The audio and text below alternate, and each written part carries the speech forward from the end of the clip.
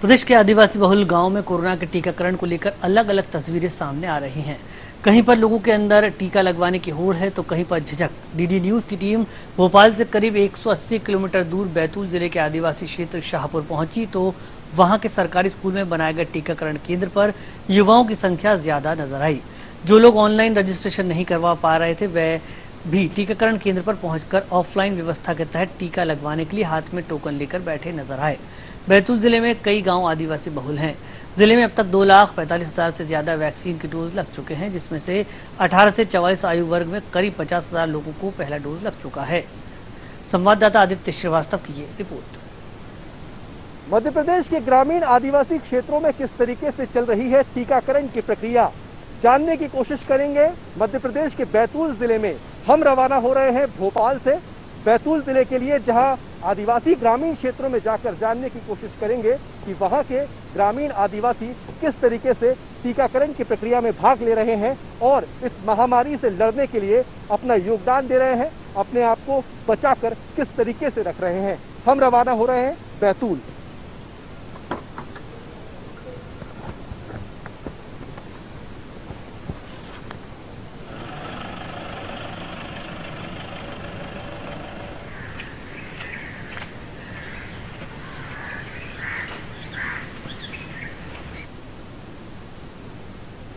मध्य प्रदेश के बैतूल जिले के आदिवासी गांवों की अगर बात करें, आदिवासी इलाकों की बात करें तो शाहपुर में इस वक्त हम मौजूद हैं और देश में किस तरीके से टीकाकरण की प्रक्रिया खासकर आदिवासी इलाकों में चल रही है उसको लेकर जानने के लिए यहाँ हम आए हैं। आप देख सकते हैं युवा जो हैं यहाँ के वो वैक्सीनेशन के लिए आगे आ रहे हैं और जिस तरीके से वैक्सीनेशन को लेकर ये कहा जा रहा है कि एक इस महामारी से जब हमको बाहर निकलना है तो एक वैक्सीनेशन ही इस वक्त एक ऐसा हथियार हमारे सामने है जिससे हम इस महामारी से पार पा सकते हैं। ये पूरा वैक्सीनेशन केंद्र है, एक स्कूल है यहाँ पर जहाँ पर इस केंद्र को बनाया गया है और रजिस्ट्रेशन की प्रक्रिया जिस तरीके से एक पूरा प्रोटोकॉल बनाया गया है वो रजिस्ट्रेशन की प्रक्रिया यहाँ चल रही है।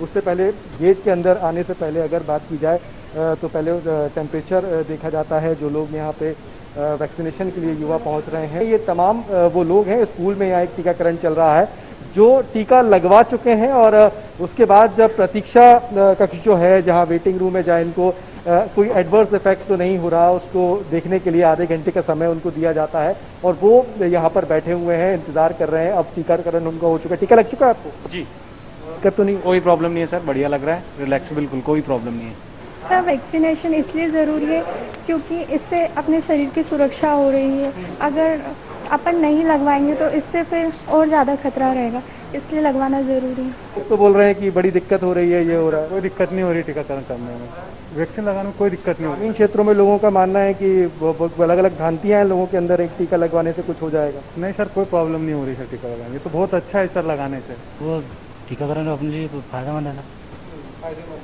कोरोना की वजह से इम्यूनिटी शक्ति बढ़ाने के लिए। ये वैक्सीनेशन केंद्र मैं आपको लगातार दिखा रहा हूँ। कुछ लोग अब यहाँ पर अपनी बारी का इंतजार कर रहे हैं क्योंकि ऑनलाइन प्रक्रिया जो है वो उसके तहत जो लोग थे वो यहाँ पर आ गए थे और उसके बाद जो ऑफलाइन यानी कि जो लोग नहीं आ पा रहे हैं वो सीधे भी यहाँ पर आकर अपना रजिस्ट्रेशन करा सकते हैं। आप वेट कर रहे हैं, टोकन आपके हाथ इसलिए दिया हुआ है कि मतलब ऑफलाइन आप नहीं करवाए, मतलब ऑनलाइन नहीं करवा पाए? नहीं।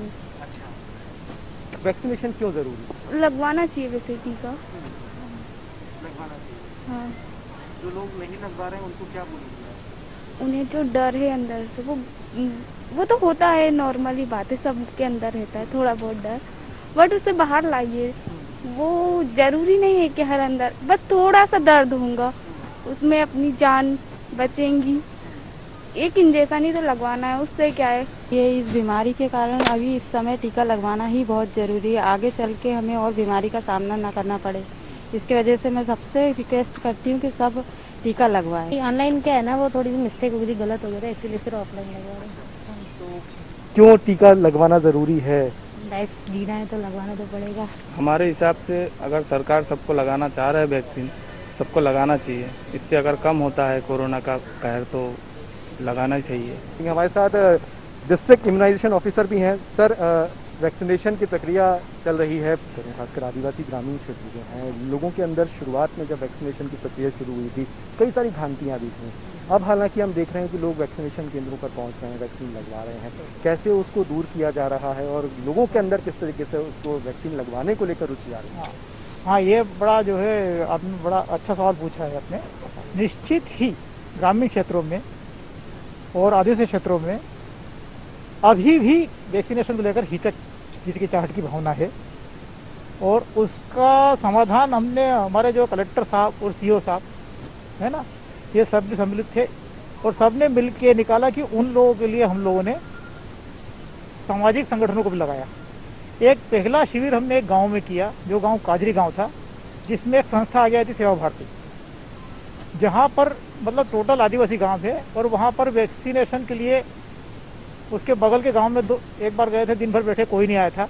और कल उस गांव में 100 लोगों ने टीका लगवाया, जिसमें अपने स्वास्थ्य विभाग की टीम और आदिवासी समुदाय के लोग और अपने सेवा भारती के लोग इनने प्रयास किया, तो कल 100 लोगों ने टीका लगवाया। सिर्फ वही लोग छूटे उस गाँव में जिन लोगों को कोई चिकित्सीय कारण से वैक्सीन नहीं लगवाना था। तो ये सफलता मिली हम लोगों को कल, एक गांव में सफलता मिली है और ये उम्मीद है कि ये किरण आगे भी जाएगी।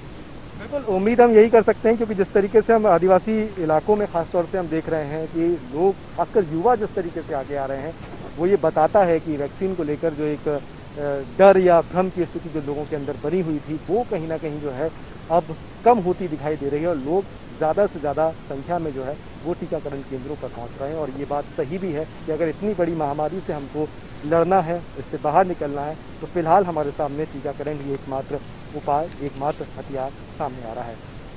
शाहपुर से कैमरा पर्सन अनंत यादव के साथ आदित्य श्रीवास्तव।